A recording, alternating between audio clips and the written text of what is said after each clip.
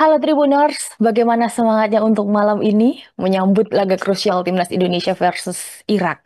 Tinggalkan komentar jahatnya, mari fokus kawal untuk laga kedua ini dalam kualifikasi Piala Dunia 2026 putaran keempat untuk zona Asia. Aku tidak sendiri, ada Bli Komang, pengamat sepak bola Tribun Bali, dan juga Bang Agus Haidir, pengamat sepak bola Tribun Medan. Halo abang-abangku, apa kabar? Halo Del. Halo Delta. Halo Deltanya, aduh lemas gitu ya. Tidak apa-apa Ya. karena saya sekarang juga lemas. Jadi memang ya, Bli Komang dan juga Bang Agus, supporter akan sangat emosional ketika membicarakan apa yang terjadi dalam pertandingan Timnas Indonesia versus Arab kemarin. Utamanya dari segi pemilihan pemain maupun pemain-pemain yang dipasang dalam formasinya Pak Patrick waktu itu. Nah, sekarang nih untuk awalannya, saya minta komentarnya mungkin dari Bli Komang dulu deh ini. Komentarnya seperti apa ini kemarin kita saat bertemu dengan Arab? Ya, Delta itu selain kita bicara hasil ya, yang Mm-mm. mengecewakan, yang tidak sesuai dengan harapan kita semua. Sebenarnya itu tuh kita perlu soroti dulu dari awal bagaimana uh, formasi atau pemilihan pemain yang dilakukan oleh Patrick Kluivert ya. Ya. Terlihat memang sangat mengejutkan. Patrick Kluivert dengan memainkan formasi 4-2-3-1 ya, formasi yang memang sebelumnya sudah dicoba ya, dijajal ketika dua uji coba melawan Lebanon dan Cina Taipei ya. Tetapi dalam pemilihan pemainnya yang sangat-sangat mengejutkan ya, termasuk kita semua ketika uh, Kluivert menurunkan Mark Klok sebagai pemain utama di posisi gelandang bertahan berduet dengan Joe Pelpesi ya sebagai double pivot. Kemudian itu yang lain, nama lain tentu adalah munculnya nama Beckham Putra juga sebagai starter, sebagai penyerang sayap, dan juga dimainkannya Yakob Sayuri sebagai back kanan murni ya. Mm-mm. Mm-mm. Yang kita tahu Yakob Sayuri punya karakter lebih menyerang ya. Ya. Dan ya yang kalau oleh Romeni tidak dimainkan sebagai starter, sebagai pemain utama tentu masih kita bisa maklumi karena memang dia baru pulih dari cedera yang cukup lama dan belum pernah bermain sebelumnya sehingga memang wajar dia dimainkan sebagai pemain cadangan. Tentu yang mengejutkan juga bahwa Tom Haye harus duduk di bangku cadangan. Kemudian pemilihan uh, Patrick Kluivert dengan memainkan skema 4 back juga kan cukup apa namanya yang mengejutkan bagi kita semua ya karena sebelumnya kan kita lebih lebih familiar dan uh, Kluivert juga sudah pernah melakukan ini, sudah pernah mencobanya dan hasilnya mulai kemenangan dengan skema 3 back. Ya, biasanya pakai 3 back juga, tapi dalam pertandingan yang sangat menentukan ini dia memilih memainkan 4 back. Nah, dan hasilnya kita lihat bahwa pemain-pemain pilihan Kluivert ini yang turun sejak menit pertama, beberapa nama yang saya sebutkan tadi ya memang di luar ekspektasi kita ya. Sama Klopp kita lihat bagaimana dia tampil ya seperti orang kebingungan gitu ya dan Mm-mm. sempat melakukan dua apa kesalahan ketika gol pertama dari Arab Saudi ya, dua kali dia salah menghalau bola yang direbut oleh pemain Arab dan terjadi gol. Dan ya sepanjang menit ya Klopp tidak terlalu terlihat perannya dan Ya. dampaknya. Tapi yang menjadi pertanyaan, kenapa Klopp masih juga dipertahankan sepanjang 90 menit oleh Ya. Patrick Kluivert ya, tidak diganti dia. Sementara Beckham Putra yang kita lihat di sepanjang babak pertama juga tidak terlalu terlihat perannya, permainannya, udah akhirnya diganti juga di babak kedua. Nah, Yakob Sayuri kelihatan kalau saya menurut saya agak kewalahan dia dimainkan sebagai back kanan ya. Dia bagus dalam menyerang tapi kurang solid dalam bertahan sehingga banyak serangan-serangan Arab Saudi yang bersumber atau berawal dari sisi kanan kita di mana di sana ada Yakob Seury dan juga Klok. Jadi uh, gol maupun kesempatan peluang emas yang diperoleh Arab Saudi banyak bersumber dari sektor ini. Nah, itulah yang terjadi sehingga ya kita lihat dari hasilnya memang akhirnya tidak maksimal, kita kalah dari Arab Saudi dengan skor 2-3 dan ini membuat peluang kita ke babak selanjutnya menjadi lebih berat. Seperti itu mungkin. Ya, pertandingannya penuh drama, tapi drama itu berakhir pahit bagi timnas Indonesia. Bang Agus Haidir di sini tadi Bli Komang juga sudah meng-highlight ya. Keputusan Pak Patrick, saya manggilnya Pak Patrick ini. Keputusan Patrick Kluivert untuk mencadangkan Ole Rumeni dan juga Tom Haye nih yang bagaimana eh, kualitasnya Tom Haye kita tahu seperti apa di laga-laga sebelumnya, tapi malah dicadangkan saat laga lawan Arab. Sebegitu krusialnya laganya, tapi mereka berdua malah dicadangkan. Kalau Ole Rumeni, menurut saya nih, kalau Ole Rumeni cedera, apakah tidak sebaiknya itu memang dijadikan starting line up dulu di awal, baru nanti tidak bermain penuh karena kita butuh membangun serangan dari awal gitu loh Bang Agus. Menurut Bang Agus seperti apa nih dengan ketiadaan dua pemain ini di awal? Ya, Delta, aku mungkin ingin memulai ya, apa namanya pembahasan ini dengan menganalogikan begini loh. Mm, Eh, Strateginya Patrick Kluivert ini dengan juru masak. Nah, Ramsay tahu kan Ramsey Gordon ya, Ramsay. Gordon Gordon Ramsey Ramsay ya. itu pernah bilang eh, bahan masakan sebagaimanapun mewahnya, baiknya, bagusnya, kalau di tangan juru masak yang tidak kompeten itu nggak akan terjadi apa ya, akan menghasilkan masakan yang buruk gitu. Nah, Ya, inilah yang terjadi dalam apa kemarin pertandingan kita melawan Saudi kemarin.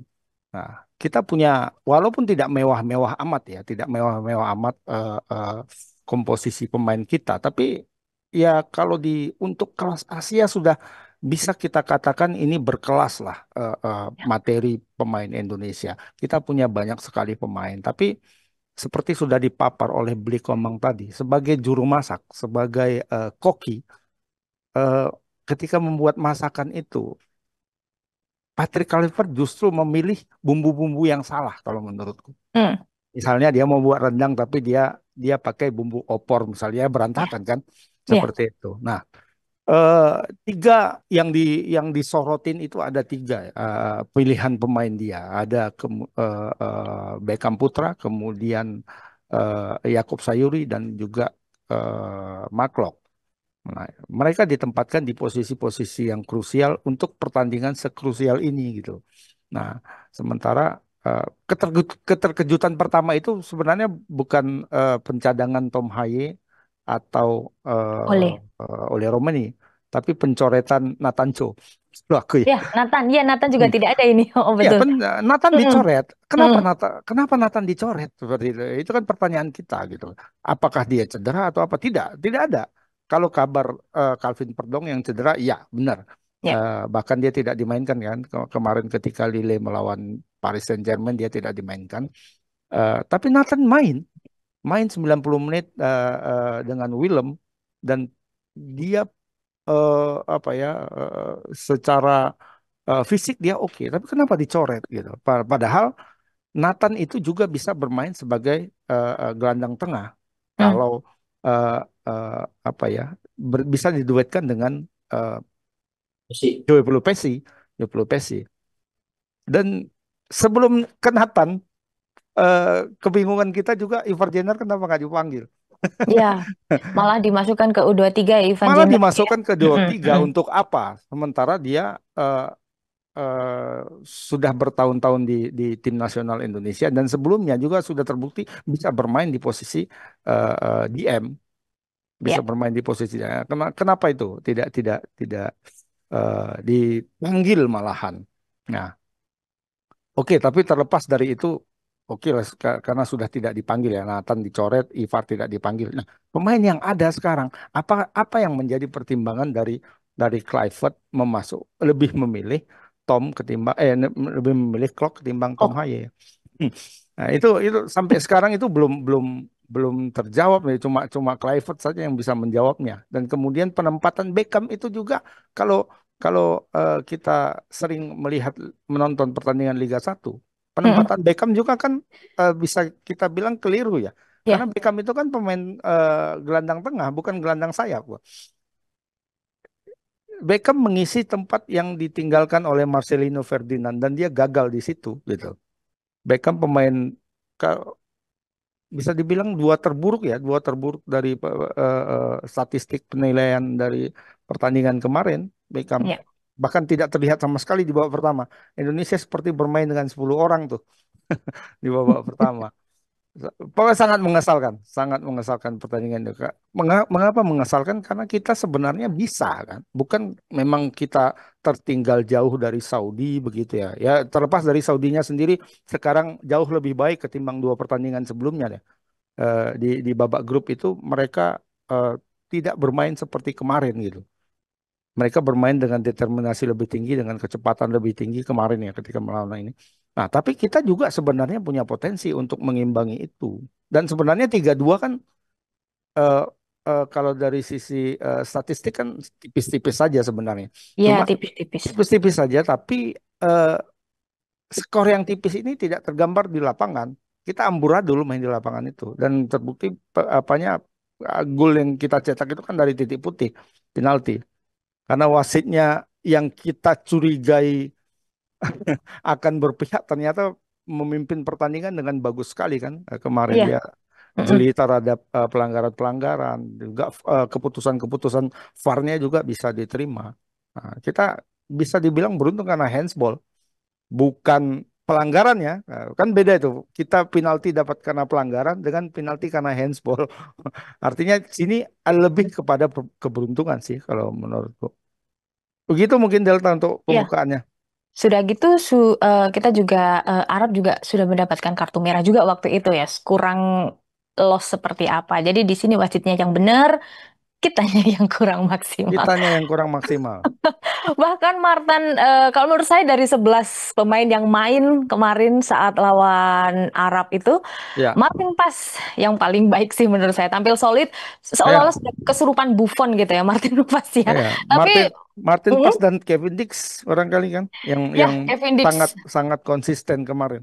Ya, 2 gol dari titik putih dari Kevin Dix ya. Namun ternyata juga Ya. tidak cukup untuk menahan gempuran dari Ya. Dan Arab tujuh tujuh Saudi. penyelamatan pas, Ya, tujuh tujuh tujuh tujuh. penyelamatan pas. Kalau Padahal, nggak kalau nggak dapat semua 10 itu kemarin.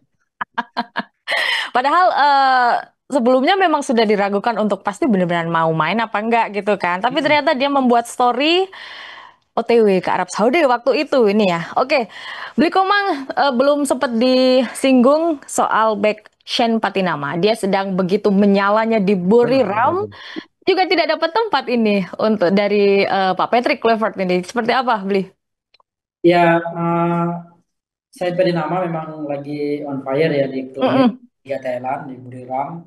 Nah, sebelumnya juga sempat kita bahas ini bersama teman-teman di sini bahwa ini bisa menjadi kesempatan Said Pedinama untuk tampil, tapi di satu sisi juga kita lihat ada nama Dan James di sana, Delta, Ya, yang James. juga tengah on fire dan tentu karena Denjem tampil baik di Liga Eropa ya di klub apa namanya di Liga Eropa melawan Panathinaikos dengan 2 asisnya dan saya kira memang dia lebih layak menjadi sebagai back kiri ya menggantikan posisi Calvin Verdong yang kebetulan absen karena cedera. Jadi memang persaingan di kiri agak ketat. Saya beri nama mungkin butuh waktu untuk bisa mendapatkan tempat utama karena dan James juga kemarin tampil lumayan bagus jadi cross Mm-mm. juga bagus ya. Dia memang sangat-sangat baik dalam hal umpan-umpan crossing ya. Namun ya saat gol apa namanya penalti yang kita dapatkan berawal dari tendangan bebas dia. Jadi ya lumayan dan itu artinya Sain Patinama masih harus perlu bersaing dengan Denjem untuk mendapatkan posisi di back kiri. Apalagi nanti kalau Verdong juga uh, pulih dan fit, tentu persaingan di back kiri ini akan menjadi lebih ketat lagi bagi Sain Patinama, Denjev, dan juga Yanje Sayuri yang juga pemain back kiri. Nah, Delta saya mungkin menambahkan sedikit terkait posisi clock clock ya yang Ya. hangat kita bicarakan tadi Bang Agus Mm-mm. menyebut beberapa nama uh, kenapa Nathan Joon dicoret ya padahal dia juga seorang gelandang bertahan. Dan Ivar Jenner juga tidak dipanggil. Memang sepertinya Kluivert ini kesulitan untuk mendapatkan satu gelandang bertahan lagi mendampingi Joe Pelupesi sebagai double pivot karena kalau kita lihat dari formasi strategi yang dimainkan oleh Kluivert, dia memakai 4-2-3-1 dengan memainkan double pivot. Nah, itu idenya dia seperti itu. Rencananya dia seperti itu, memainkan double pivot. Dan karena Nathan Jones sudah dicoret, kemudian tidak ada Ivar Jenner, dan Calvin Verdong juga yang sebenarnya saya lihat dia disiapkan di posisi gelandang bertahan juga sebenarnya sudah dicoba di laga uji coba melawan Libanon dan Cina Taipei itu untuk dimainkan sebagai gelandang bertahan bersama Joe Pelupesi, tapi Verdong karena cedera sehingga Hmm. pilihannya adalah Klopp untuk double pivot kan. Nah, yang memang menjadi tanda tanya kenapa Nathan John harus dicoret ketika Kluivert memilih formasi 4-2-3-1 ini.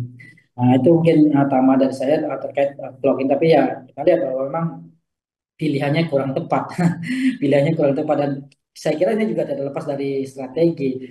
Ketika Kluivert apa namanya kesulitan mendapatkan satu lagi gelandang bertahan untuk mendampingi Joe Pelupesi, kenapa dia tidak memainkan 3-4-2-1?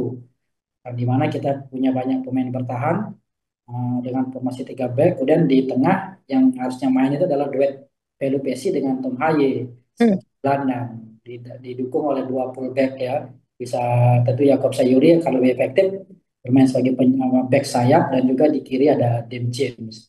Saya Hmm, kira hmm, hmm. Delta. Ya, eh, kalau Marcelino seperti apa, beliau? Marcelino itu sakit atau gimana sih? Kok saya simpang siur mendapatkan kabar Marcelino ini? Ya, Marcelino tentu ini terkait dengan keputusan dari Kluivert sendiri ya, ya karena mungkin menit menit atau jam bermain dari Marcelino di klub sekarang sangat minim, kemudian Mm-mm. performanya juga yang mengalami penurunan ya ketika dua uji coba kemarin, sehingga harus tidak dipanggil oleh Kluivert. Tapi kalau dari kacamata saya sendiri sih ya sangat disayangkan juga Ya. Marcelino tidak dipanggil oleh Kluivert ya, padahal dia ya bisa menjadi super sub ya, meskipun mungkin tidak disiapkan sebagai starter. Bagaimanapun dia sempat tampil gemilang ketika mencetak 2 gol ke gawang Arab Saudi. Seperti itu. Daripada menurut saya daripada dia si Kluivert ini memanggil Stefano Lillipali atau McClough ya, yang kita lihat dari Mm. usianya sudah 35 tahun, sudah 35 tahun. Klopp juga sudah di atas 30 tahun. Mestinya pemain yang lebih muda diberi kesempatan. Ya, kalau menurut saya ini ya, Hmm. Patrick Kluivert itu seolah-olah ingin menghilangkan semua warisan yang pernah dibuat oleh Sintayong dari era sebelumnya. Jadi Marcelino, ini apa ya? Contoh kecil dari Marcelino. Marcelino memang murni bentukan dari Sintayong. Jadi Patrick sepertinya ingin melahirkan Marcelino versinya sendiri. Apakah Beckham Putra itu yang akan menjadi Marcelinonya versi Patrick Kluivert? Nah, kita nggak ngerti. Terus juga soal Ivan Jenner yang di U23, bisa jadi itu memang eh, proyeknya Indra Syafri juga bisa untuk bisa mendukung taktiknya yang ada di U23. Kalau menurut saya seperti itu ya. Semoga ya baiklah, ini semoga jalannya baik saja untuk timnas kita. ada sedikit ini sih Delta, uh, Mm-mm. setuju juga dengan Delta tadi. Ada perbedaan ya dari Sintayong dengan Kluivert ini. Kalau Sintayong kan ingin memotong generasi Ya. tua. Mm-mm. Generasi tua sehingga dia tidak memanggil pemain yang senior senior. Lili Pali dulu kan jarang dipanggil ya. Kemudian juga Klopp juga jarang dipanggil. Tapi sekarang yang berbeda justru Kluivert memanggil pemain-pemain yang sudah berusia di atas 30 tahun itu. Nah, itulah perbedaan Sintayong juga dengan Kluivert. Betul, betul. Oke, Bang Agus, benar ya tadi kata Bliko Bang. Patrick Kluivert dan juga Sintayong mulai dibanding-bandingkan. Di Hmm. mana saat era Sintayong memang kita mampu untuk menang secara dominasi, determinasi, taktik, dan juga intensitas ya. Menurut Bang Agus seperti apa nih dua era yang berbeda dan pemain-pemain yang juga berbeda pula? Iya, ya. Waktu era Sintayong kita kan 2 kali ya menghadapi Saudi, 1 kali hasilnya seri, satu Heeh. kali menang. Mm-mm. Cuma mungkin kita bisa garis bawahi juga bahwa Arab Saudi yang tampil kemarin itu berbeda dengan Arab Saudi di dua laga sebelumnya. Ya, Ya, yang pertama kan itu Mancini pelatihnya ya ya, betul, pelatih pelatih. Saudi. Yang kedua memang Harve yang sekarang. Nah, cuma perbedaan antara Arab Saudi ketika dikalahkan oleh Indonesia 2-0 di Jakarta beberapa waktu lalu dibandingkan yang kemarin itu ada perbedaan yang cukup signifikan ya, terutama pemain-pemainnya ya. Dari eh, komposisi yang diturunkan Saudi kemarin itu kalau tidak salah hanya 3 atau 4 yang menjadi starter ketika bermain di Jakarta. Banyak pemain yang dicoret oleh pelatih Saudi yang sekarang, termasuk uh, sang biang kerok itu ya, Al Bulaihi itu kan malah sama sekali Ya, tidak aku dipanggil. lagi. Mm-mm. Dan Arab Saudi bermain sangat rapi kemarin, rapi, kencang, determinasinya juga tinggi. Nah, dibanding tapi tadi seperti yang saya sampaikan di awal, bahwa walaupun Saudi seperti itu, sebenarnya Indonesia punya potensi untuk mengimbangi mereka. Bukan bukan tidak ada kemampuan Indonesia untuk mengimbangi itu.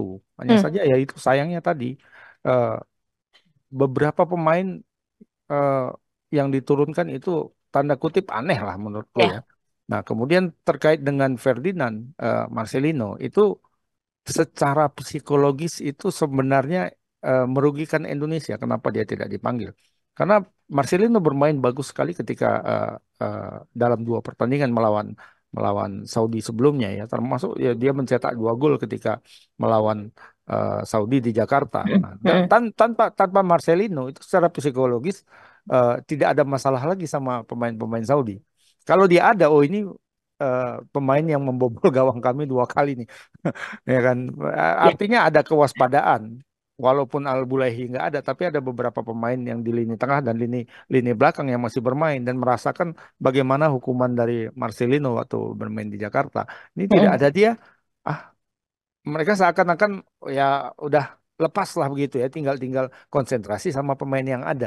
Nah, pemain yang ada pun eh, mereka kan pasti eh, mengikuti permainan Indonesia, performa Indonesia setelah melawan Saudi ya, ada kita melawan Bahrain dan kita melawan China itu ada Ole Romani yang bermain di situ kan. Nah, ternyata Ole Romani tidak diturunkan. Malah yang diturunkan itu kemarin trionya Meliano, Orat Mangun dan Beckham Putra di depan. Beckham. Beckham. Nah, tapi seperti saya awal katakan di awal tadi itu Indonesia bermain 10 orang ya. Babak Mm-mm. pertama Beckham sama sekali tidak Tidak ada. kelihatan. Tidak kelihatan karena memang dia salah ditempatkan posisinya untuk pertandingan sepenting itu. Ya eh, mestinya mungkin bisa ditarik agak ke tengah. Kalau memang tetap mau memaksakan Beckham itu bermain, ya diposisikanlah dia di posisinya Ricky Kambuaya kan. Memang itu posisi dia. Ya, mm-mm, mm-mm. Dia bukan posisi gelandang sayap atau penyerang sayap, dia bukan di situ tempatnya. Nah, sebenarnya bukan salah Beckham kalau menurutku ya, kasihan Beckhamnya gitu. Ya, mm-mm, Dia mm-mm. bermain tidak di posisinya. Ya, dia bumbu rendang tapi dipaksakan untuk menjadi opor kan nggak bisa. Tapi Patrick nggak tahu apa pertimbangannya dan apa pula pertimbangannya tidak menarik pemain-pemain ini secepatnya keluar, Mm-mm. gitu kan? Yakob Sayuri itu berkontribusi besar untuk 3 gol Arab Saudi. Tiga-tiganya. Itu kan gol pertama dari sisi dia dari sebelah sebelah kanan, gol Kanan. gol kedua dia narik baju penalti, gol ketiga dia terlambat menutup pergerakan dari Al Al siapa namanya itu ya? Al Bulaikan ya namanya, Firas, Firas, Firas. Firas Ha. Firas Al Bulaikan ya. Dia terlambat menutup itu ketika mengantisipasi bola reboundnya Martin Pass ya kan. Nah, tiga-tiganya dan bahkan setelah gol ketiga dia belum ditarik juga Ya, gitu loh. Jadi setelah gol ketiga atas sebagai reaksi Kluivert kan yang dimasukkan adalah Tom Haye dan boleh. Ole. Nah, artinya setelah gol ketiga pun itu masih tetap di sana si Sayuri. Nah, kemudian juga yang agak mengejutkan aku juga ketika eh, Dan James ditarik keluar, yang dimasukkan bukan Patinama tapi Yance. Kembarannya sama ini Ya, kayak. mungkin. Aduh, Apa Kluivert berpikir supaya membingungkan pemain Saudi? Oh, kok ada dua nih yang pemain yang sama? Nggak ngerti juga. Tapi mestinya nggak tahu apakah James itu masih secara fisikal masih kuat atau tidak. Tapi dengan gaya bermain yang sama, seharusnya pada saat itu kan Indonesia sedang sedang semangatnya tuh menyerang tuh ya, sedang bagus-bagusnya. Nah, ketika Yance masuk itu terjadi perbedaan gaya bermain dan akhirnya mm-mm. ambiar lagi tuh Indonesia. Padahal ketika seharusnya dalam kondisi seperti itu ya, semestinya yang dimasukkan itu adalah pemain yang punya tipikal hampir-hampir sama dengan James itu ya kita di bangku cadangan ada Patinama. Kenapa bukan Patinama yang dimainkan? Nah, seperti itulah. Ya, betul. Jadi kita mau bikin kuah sop, tapi bumbunya rawon, jadi keruh Ya, kuahnya kan ya. Oke. iya, makanya ambiar eh semuanya. Hampir semuanya. Beli Komang tadi Bang Agus menyebut ada beberapa rotasi yang kurang tepat yang dilakukan oleh Patrick Kluivert. Ini menjadi PR ya, PR-nya Patrick Kluivert untuk bagaimana melakukan rotasi saat bertemu Irak nanti. Nah, sekarang kita sudah memasuki pembahasan versus Irak. Beli 9 kali, kalau di catatan saya 9 kali bertemu, timnas Indonesia belum pernah menang. Bakalan seperti apa kira-kira prediksinya dari Bli Komang nanti? Apakah Pak Patrick masih mungkin ngeyel masih memakai formasi-formasi yang dilakukan di Arab? Ya, Delta, kalau kita bandingkan ya, banding-bandingkan Arab Saudi dan Irak dari awal kita memang yakinnya, optimisnya itu menang melawan Arab Saudi ya. Ya, Jadi kita melihat peluangnya lebih terbuka di sana mengalahkan Arab Saudi. Karena pada dua laga sebelumnya di kualifikasi Piala Dunia ini kita pernah meraih hasil positif kan, imbang di kandangnya Arab Saudi, kemudian menang 2-0 di Jakarta. Nah, di situ ada peluang kita sebenarnya untuk meraih kemenangan, tapi sayang tidak sesuai dengan harapan dan kita kalah 2-3 dan itu artinya melawan Irak ya ini menjadi pekerjaan yang lebih berat karena dari awal kita prediksi bahwa melawan Irak ini lebih berat dari melawan Arab Saudi.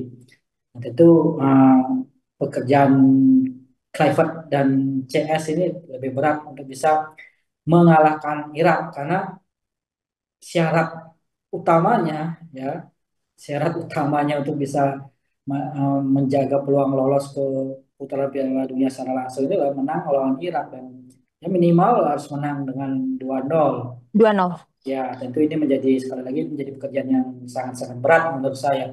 Karena apalagi kalau kita lihat dari rekor pertemuan kita sebelumnya melawan Irak seperti Delta singgung tadi kan sangat-sangat buruk ya rekor buruk kita menghadapi Irak. Di dua laga sebelumnya kita pernah pernah bertemu Irak di kualifikasi Piala Dunia 2026 di ronde kedua kita kalah ya. Ya, Kalah 5-1 di saat bermain di kandang Irak. Kemudian di kandang sendiri juga kita kalah ya dari Irak 0-2. Jadi waktu itu memang waktu itu si Jordi Amat kena kartu merah ya. Nah, tapi ya itulah rekor kita yang di melawan Irak sangat-sangat tidak bagus. Kita belum pernah menang kan kita lawan lawan Irak kan. mm-mm. Nah, ini menjadi menjadi pekerjaan sekali menjadi pekerjaan yang sangat-sangat berat. Terkait bagaimana nanti melawan Irak, saya kira memang butuh perubahan yang harus dilakukan oleh Patrick Kluivert. Seharusnya Kluivert banyak belajar dari pertandingan melawan Arab Saudi kemarin. Kalau menurut saya formasi 4 back dan 4-2-3-1 yang coba diterapkan oleh Kluivert, yang coba diusung oleh Kluivert, mungkin perlu juga dievaluasi. Uh, apakah Kluivert nanti harus memakai formasi 3-4-2-1 ya, 3-4-2-1 atau yang bisa berubah menjadi 5-4-1. Ingat lawan kita lebih kuat sekarang itu Irak ya dengan memainkan 3 back. Saya kira formasi skema 3 back ini rasanya lebih lebih ini ya, sudah lebih solid gitu, lebih lebih apa ya, konsep ini lebih mudah dimainkan oleh timnas karena memang ini bawaannya Sintayong ya. Hmm. Dan rasanya memang saat ini dengan komposisi pemain seperti sekarang kita miliki dan melawan-lawan tim-tim yang lebih kuat, skema ini rasanya lebih pas, lebih tepat untuk timnas Indonesia. Tidak memainkan dengan 4 back ya. Dan Kluivert juga sudah pernah mencoba skema ini ya ketika melawan Bahrain, melawan Cina ya dengan hasil kemenangan 1-0 ya. Ya, paling tidak sudah terlihat hasilnya lebih baik ketimbang dia memakai formasi 4 back yang membuat timnas Indonesia lebih sering kalah sebelumnya ketika Eric Kluivert ya kalah telak melawan Australia salah satunya. Ya. Nah, itu yang mungkin yang perlu dipikirkan oleh Kluivert apalagi dengan melihat stok di gelandang bertahan ya yang minim ya dengan klub yang tampil buruk maka harus dipaksakan lagi dengan formasi 4-2-3-1 dengan memainkan klub dan PDPC ini kan perlu menjadi menjadi bahan evaluasi dari Kluivert ya. Artinya apabila memakai 3-4-2-1 dengan Jesus di sana kemudian ada Abner ada Rizky Ridho. Nah, di tengah itu tinggal memainkan Tom Haye dan Pelupesi. Saya kira ini lebih solid apalagi dibantu oleh dua fullback sayap ya di bek kanan dan Mm-mm. kiri. Yang di depan tinggal kita memainkan pemain-pemain yang uh, kemampuan kecepatannya yang bagus dan finishingnya. Itu ada Oli Romeni, ada Milano, Jonathan ya, dan juga Ragnar yang bisa dimainkan sebagai penyerang sayap juga. Dean James juga bisa dimainkan di sana. Mungkin Jakob Sayuri lebih lebih cocok bermain di depan sebagai penyerang sayap. Artinya kita bermain mungkin lebih bertahan dengan mengandalkan serangan balik. Seperti itu, Delta. Ya, PR Timnas semakin menumpuk dengan kekalahan dari Arab Saudi itu. Tadi Bang Agus tadi sempat disebut oleh Blikomang, Rizky Ridho, Hapner, dan juga J.I. Jazz. Itu tiga back yang kita rindukan untuk penampilannya. Dari kalau nggak salah dari mereka pernah 7 clean sheet ya untuk Ya, pertandingan yang mereka lalui. Apakah ada peluang dari tiga pemain itu untuk bisa berduet di laga nanti? ya, semestinya ada dan Patrick harus belajar dari kekalahan ketika melawan Ya. Saudi. Nah, kita perlu melawan eh, tim yang notabene pasti mereka lebih kuat lah ya. Tim-tim dari Arab ini lebih kuat dari kita. Dari sisi peringkat juga lebih di atas ya. Mereka di tier 2, 57, 58 kalau nggak salah ya. Saudi dan Irak. Nah, dengan memakai 3 back, formasi 3 back dan tentu di depannya 4 ya, Mm-mm, mm. 3-4-3 mungkin atau Empat. 3-4-1-2 barangkali. Dengan memakai formasi seperti itu, kita punya pemain yang lebih banyak di lini tengah dan ke apa ya potensi untuk eh, melakukan penekanan untuk mendapatkan bola lebih besar dari itu. Aku nggak tahu ini Patrick Kluivert dapat bisikan dari siapa untuk terus memakai 4 back. Padahal dengan 3 back kita sangat mumpuni ya pemain-pemain kita sangat mumpuni dan kita sudah punya trio yang memang eh, apa ya kalau dibilang ya sudah signaturenya Indonesia lah. Ya, Ada betul. ada Mm-mm. Jai, ada Rido dan ada Justin Hubner dan tiga-tiganya itu fit.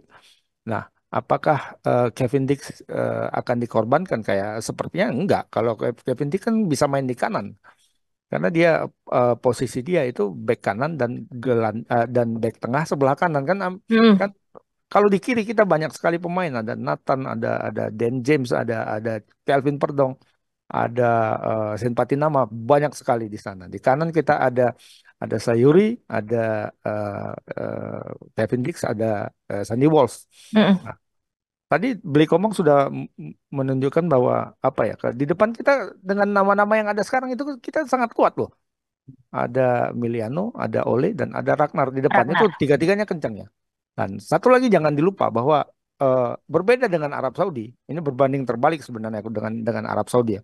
Arab Saudi memang kita secara sejarah di sinilah ya rekam jejaknya di kualifikasi Piala Dunia itu kita dua kali bermain sebelumnya kemarin kita menang sekali kita seri sekali dengan Irak kita kalah terus dan sebelum-sebelumnya juga kalah, juga lebih banyak kalah dari menang. Cuma mungkin kita bisa bisa eh, mencermati bahwa Irak yang sekarang bukan Irak yang sebelumnya loh. Ya, dan terus seperti apa itu? Berbeda dia. Irak bermain melawan Thailand dan Irak bermain melawan Nah, eh, Hong Kong kalau nggak salah ya, Hmm, Hong Kong, dan mereka hanya menang tipis.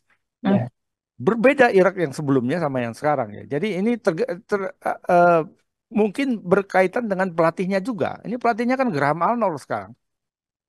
Iya, iya. Pelatih pelatih Australia yang kemarin dipecat karena tidak membuat performa Australia itu jadi lebih baik ya kan.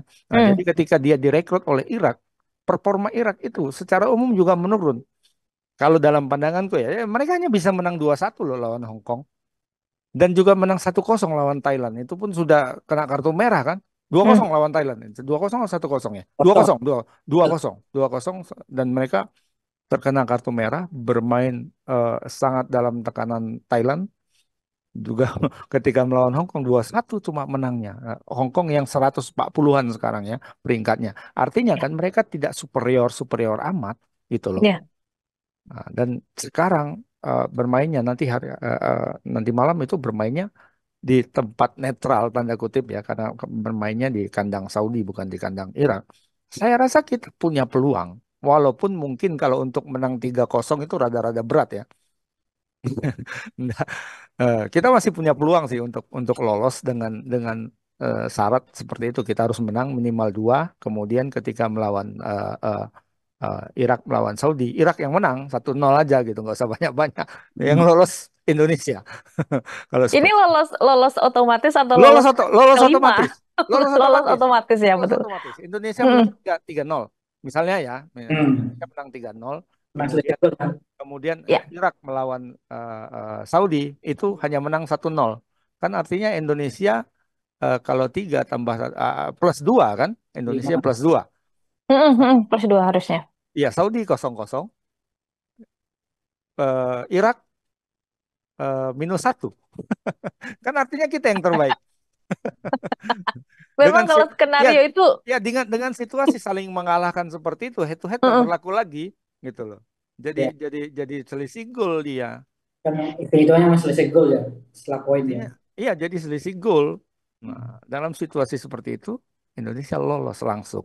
Nah, pertanyaannya mampukah kita menang 3-0? Itu Nah itu dia. sepertinya agak mission impossible. Tapi siapa tahu, siapa tahu. Tapi dengan penjelasan Bang Agus tadi yang katanya Irak sekarang juga sedang lumayan menurun dan tidak begitu bagus-bagus amat, kemungkinan kesempatan atau peluang itu masih terbuka lebar ya. Betul ya, Beli Komang ya? Ya, kesempatan selalu terbuka. Awal Tinggal terbuka. gimana menjalaninya ini. Kita pura-pura pesimis saja, Bli. Karena karena seingatku kalau kita optimis di sini Indonesia kalah tuh. Oh gitu Nanti ya. nyesel ya, nyeselnya terlalu dalam ini. Iya, kita kita apa? Kita pesimis tapi di hati optimis. Lain di bibir, lain Nah, di hati kita. oke. Ya, ya, ya. Oke, eh, optimis ketemu dengan Irak nanti. Dan, nah ini kita sudah ngomongin optimis-optimisnya nih. Untuk mengobati, andai saja ada penyesalan yang datang tiba-tiba di akhir pertandingan Timnas Indonesia versus Irak. Dan kemungkinan terburuknya memang kita tidak bisa lolos ke Piala Dunia 2026 yang diidam-idamkan. Mau dibawa kemana skuad kita? Beli Komang, nasibnya Pak Patrick, nasibnya para pemain naturalisasi karena sudah mendapat ancaman dari parlemen kalau tidak ada hasilnya tidak boleh proses naturalisasi berjalan lagi. Gimana, Bli? Ya, ini 90 menit ya. Ya, Dan menit-menit menuju ke Piala Dunia untuk mewujudkan mimpi kita ke Piala Dunia. Kemarin ada 140 menit, 90 menit sudah lewat, ya. dan sekarang tersisa 90 menit. Ya kalau dilihat dari peluang melawan Irak mungkin masih tersisa ya, meskipun berat sekali lagi. Seperti dibilang Bang Agus tadi mungkin kekuatan Irak sudah berkurang, tapi uh, secara psikologis kita punya rekor yang kurang bagus melawan Irak.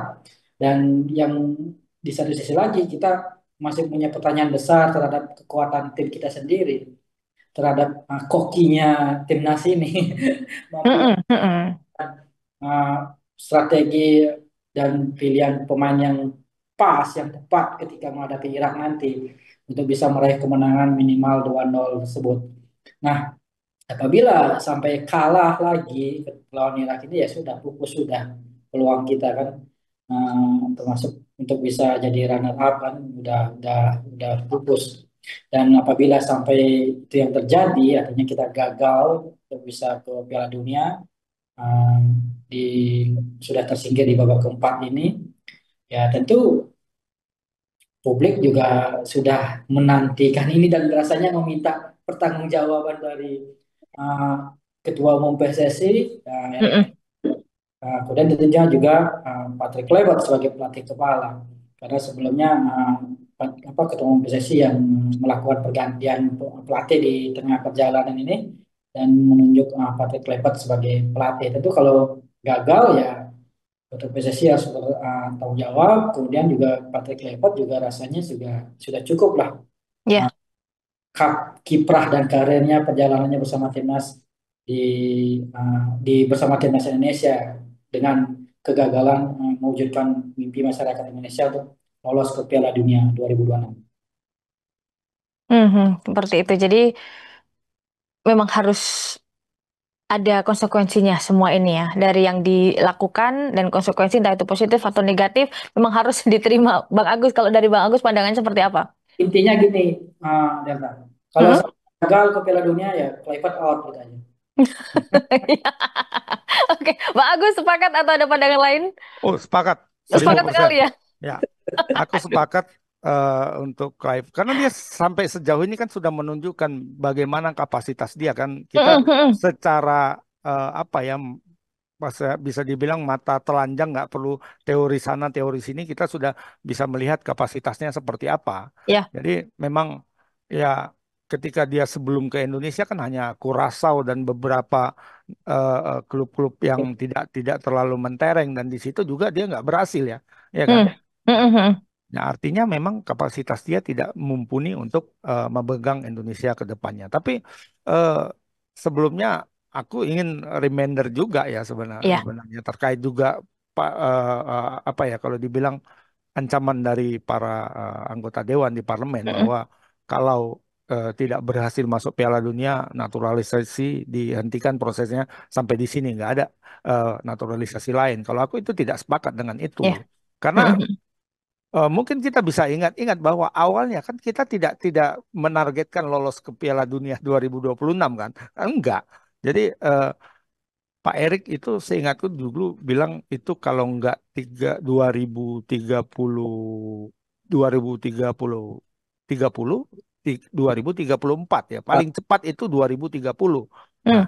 tapi kenapa sekarang euforianya jadi luar biasa seperti ini ya? Karena kita tinggal berjarak 2 kali 90 dari Piala Dunia. Nah, dan artinya ya sudah sampai sedekat ini ya. Kenapa nggak digas aja gitu? Sekali mandi basah kan gitu. Nah, tapi walaupun akhirnya nanti amit-amit gagal gitu ya, amit-amit gagal. eh, Menurutku ya kita harus berjuang lagi dari awal membangun tim yang jauh lebih baik dari sekarang. Ya. Dengan apa lebih baik ya kalau bisa naturalisasinya lebih lebih bagus lagi karena kalau kita melihat setidaknya sampai sejauh ini talenta-talenta lokal kita yang terbaik hanya Beckham Putra kan yang kayak gitu kualitasnya. Mm.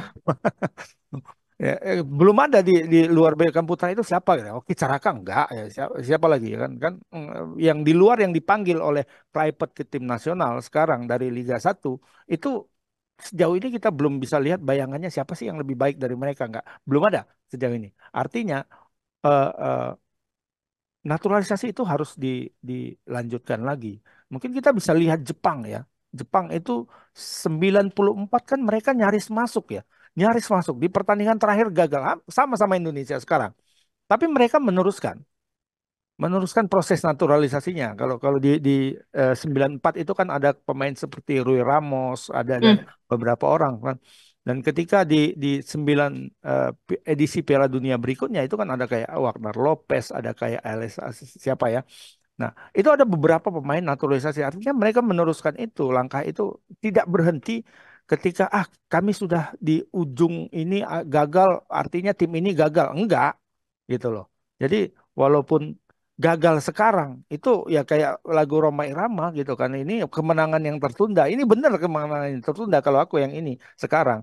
Jadi ketika kita gagal ya bukan bukan berhenti sampai di sini. Kita bisa melakukan yang baik lagi untuk kembali ke kualifikasi Piala Dunia 3, 2030 2030 30. dengan lebih kuat gitu loh. Kalau bisa kita nggak sampai di ronde 4, ronde 3 kita udah lolos ya kan. Ya. Mhm, Supaya mhm. nggak jadi ribet seperti sekarang. Ini kan ribet nih ya kan. Wah, harus main di Arab, harus main ini kayak ketika main di ronde 3 kan itu lebih menguntungkan karena home and away. Nah, jadi kalau bisa dengan kekuatan kita lebih bagus 2030 kita bisa bisa lolos langsung di putaran 3 gitu loh. Jadi Ya. tidak dihentikan di sini gitu.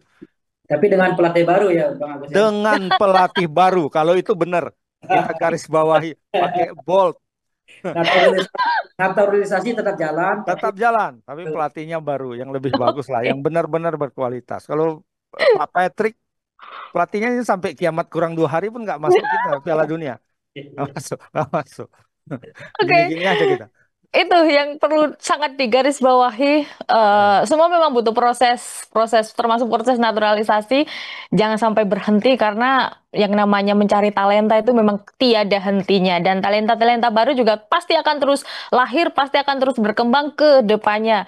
Ulasan yang sangat seru dan sangat detail, terus sangat asik sekali dari Bang Agus Haider dan juga Bli Komang. Terima kasih abang-abangku untuk laga Timnas Indonesia versus Irak yang sebentar lagi akan Anda saksikan. Dan Tribuners Indonesia memang apa ya, selalu menunjukkan semangat juang yang tinggi, namun juga tidak jarang kalah dalam hal konsentrasi, disiplin, dan juga efektivitas dengan serangan-serangan terbuka yang dilaluinya. Jadi laga melawan Irak ini bisa disebut menjadi ujian terakhir untuk menjaga asa menuju Piala Dunia 2026. Buat Anda, terima kasih sudah menonton Timnas Update. Aku Delta Gonzales pamit undur diri. Sampai jumpa. Download Tribun X sekarang. Menghadirkan lokal menjadi Indonesia.